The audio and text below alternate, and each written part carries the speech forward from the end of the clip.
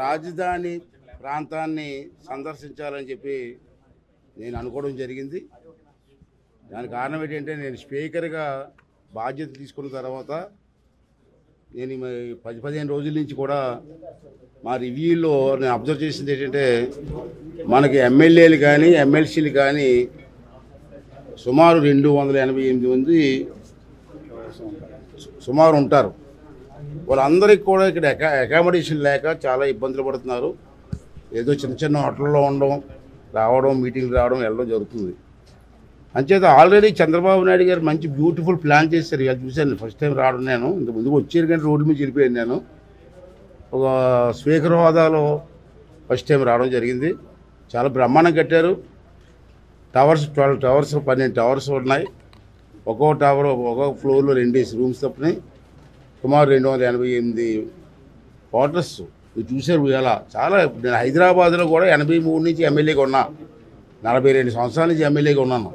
హైదరాబాద్ లాంటి సిటీలో కూడా ఇంత బ్రహ్మాండమైన క్వార్టర్స్ లేవు ఎమ్మెల్యేలకి. చాలా బ్రహ్మాండంగా ప్లాన్ చేశారు ఆ రోజు చంద్రబాబు నాయుడు టైంలో. అది దురదృష్టం గత 5 సంవత్సరాల్లో నాయకుల తాలూకు పేరేంది లేదు, పేరు చెప్పకూడదు. నేను నాయకుల తాలూకు నిర్లక్ష్యం వల్ల మొత్తం ప్రాంతం అంతా శిథిలావస్థకు వచ్చింది. నేను వచ్చే కారులో చూస్తాను, అన్నీ చూసుకుని వస్తున్నాను. నేను ఇక్కడ కొంతమంది మెటీరియల్ కూడా దొంగతనం చేశారు.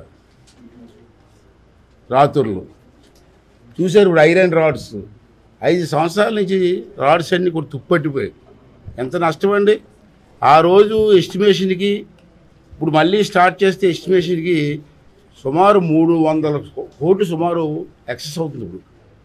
ఇప్పుడు మళ్ళీ రీటెండర్స్ పిలాలా, మొత్తం వర్క్లన్నీ కూడా పిలాలంటే కాంట్రాక్ట్లు ఏమన్నారంటే ఆ రోజు రేటు వేరండి, ఈ రోజు రేటు వేరండి, ప్రజెంట్ రేట్ ఇస్తే మేము చేయడానికి సిద్ధంగా ఉన్నామని చెప్పి వాళ్ళు అన్నారు. ప్రజెంట్ రేట్ ఇవ్వాలంటే పాత ఎస్టిమేషన్కి ఈ ఎస్టిమేషన్కి సుమారు 300 కోట్లు తేడా వస్తుంది. సరే ఎంత తేడా వచ్చినా తప్పదనుకోండి, కానీ నిర్లక్ష్యం వల్ల, ఒక నాయకుడి తాలూకు నిర్లక్ష్యం వల్ల ప్రజల తాలూకు డబ్బు 300 కోట్లు అనవసరంగా వేస్ట్ అయిపోయింది ఇటువంటి క్లిష్ట సమయంలో. ఏదేమైనా నేనేమనుకున్నానంటే ముందు ఎమ్మెల్యేస్కి మంత్రులు వేరనుకోండి, మంత్రులు సెక్షన్ వేరే చూస్తున్నారు, జడ్జెస్ సెక్షన్ వేరే చూస్తున్నారు. యాజ్ ఏ స్పీకర్గా వీళ్ళకి అకామిడేషన్ కల్పించే బాధ్యత నాకు ఉంది. కాబట్టి నేను ఇప్పుడే కమిషనర్ గారితో దానికి సంబంధించిన అధికారులందరితో కూడా అసెంబ్లీలో మీటింగ్ పెట్టారు. మీకు కూడా తెలుసు. మేము అంతగా నిర్ణయం తీసుకొని దీనికి ఎంత బడ్జెట్ అవుతుంది ఎక్స్ట్రా, అలాగే ముఖ్యమంత్రి గారి దృష్టి తీసుకెళ్ళి ఫైనాన్స్ డిపార్ట్మెంట్ తీసుకొచ్చి ఆ డబ్బుని రిలీజ్ చేసి త్వరతగతిని ఈ బిల్డింగ్స్ పూర్తి చేయాలని చెప్పి ఒక లక్ష్యానికి వచ్చాం మేము. అయితే ఎంత టైం త్వరతగతిని అంటే సంవత్సరం అవసరం, అదిగా నాకు కావాల్సింది 6 నెలల 7 నెలల 8 నెలల 9 నెలల. లాస్ట్ వాళ్ళకి ఇచ్చిన ఛాన్స్ అవకాశం ఏంటంటే 9 నెలలు. విత్ ఇన్ 9 monthsలో ఈ బిల్డింగ్ అన్నీ కూడా పూర్తి చేసి ఎమ్మెల్యే ఎమ్మెల్సీ బిల్డింగ్ పూర్తి చేసి ఎమ్మెల్యేలకి ఎమ్మెల్సీలకి హ్యాండ్ ఓవర్ చేయాలన్నది నా లక్ష్యం. అదే నేను కమిషనర్ గారికి మా సెక్రటరీ గారికి చెప్పడం జరిగింది. దానికి వాళ్ళు కూడా నైట్ అండ్ డే పనిచేసి మీకు అప్పగిస్తామని చెప్పి మాట ఇవ్వడం జరిగింది. చాలా సంతోషం. నేను స్పీకర్గా ఉన్న టైంలో ఒక మంచి కార్యక్రమం శ్రీకారం చూడడం నా అదృష్టంగా నేను భావిస్తున్నాను. తప్పక మీ ప్రెస్ వాళ్ళు కూడా మీరు సహకరించి ఈ బిల్డింగ్లు పూర్తి చేసి దీనికి ఒక వెలుగు. నాకు తెలిసి నేను ఎంపీగా పనిచేశాను, ఢిల్లీలో ఎమ్మెల్యేగా పనిచేశా, అనేక రాష్ట్రాలు తిరిగా. ఇటువంటి ప్లాన్ ఏ రాష్ట్రంలో లేదండి. నేను గుజరాత్ ఒకటే చూడలేదు కానీ మిగతా రాష్ట్రాలన్నీ చూశాను. మరి గుజరాత్లో ఎలాగుందో నాకు తెలియదు కానీ మిగతా రాష్ట్రాల్లో ఇంత బ్రహ్మాండ ప్లాన్ కానీ ఇటువంటి బ్రహ్మాండ రాజధాని కానీ ఎక్కడా లేదు. దాన్ని పూర్తి చేయగలిగితే 5 సంవత్సరాలు పూర్తి చేయగలిగితే ప్రజలు మాకు ఇచ్చిన అవకాశాన్ని మేము నెరవేర్చిన వాళ్ళు అవుతామని చెప్పి నా తాలూకు భావన. అంచేత మీరు అందరూ కూడా సహకరించి, అధికారులు కూడా సహకరించి ఈ లక్ష్యాన్ని పూర్తి చేసి చంద్రబాబు నాయుడు గారి ఆశయాన్ని మనందరూ పూర్తి చేయవలసిన అవసరం మనందరి మీద ఉంది, మీ మీద ఉందని చెప్పి మనం చేస్తూ మీ అందరి తాలూకు సహకారం ఎల్లవేళ ఉండాలని చెప్పి కోరుతున్నాను. అలాగే అసెంబ్లీలో మీటింగ్ అయింది. అక్కడ అకామిడేషన్ చాలా విచిత్రం ఏంటంటే, బాధాకరం విషయం ఏంటంటే, నాకు నేను మీటింగ్లో 5 సంవత్సరాల నుంచి అసెంబ్లీకి వైట్ వాష్ కూడా వేయలే. పవిత్రమైన అసెంబ్లీ, రాజ్యాంగపరమైన అసెంబ్లీకి వైట్ వాష్ లేదా? ఏమంటే 5 సంవత్సరాలు డబ్బులు ఇవ్వలేదు అన్నారు. ఈ అసెంబ్లీకి కూడా డబ్బులు ఇవ్వకపోతే ఎవరికి చెప్పుకుంటారండి?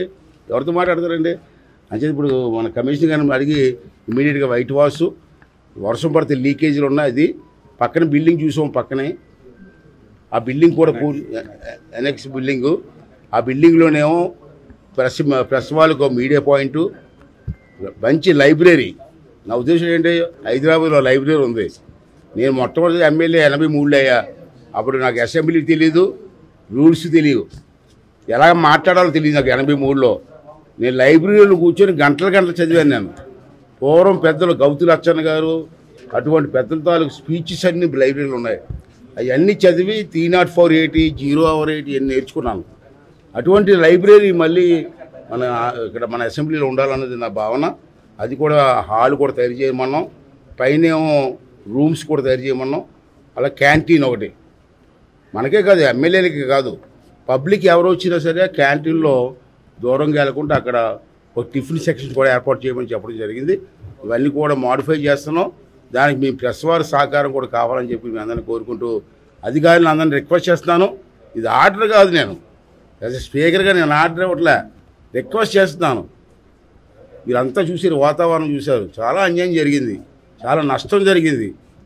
అంచేది మన అందరూ అధికారులని కాకుండా, ప్రజాప్రతినిధులని కాకుండా అందరం కలిసి ఈ రాజధాని బిల్డప్ చేసుకొని, ఎక్కడా లేని రాజధాని బిల్డప్ చేసి ప్రజలకు అంకితం చేయవలసిన అవసరం ఉందని చెప్పి నా భావన. అందుకు మీ అందరితో సహకారం ఇవ్వాలని చెప్పి మీ అందరిని కోరుకుంటున్నాను.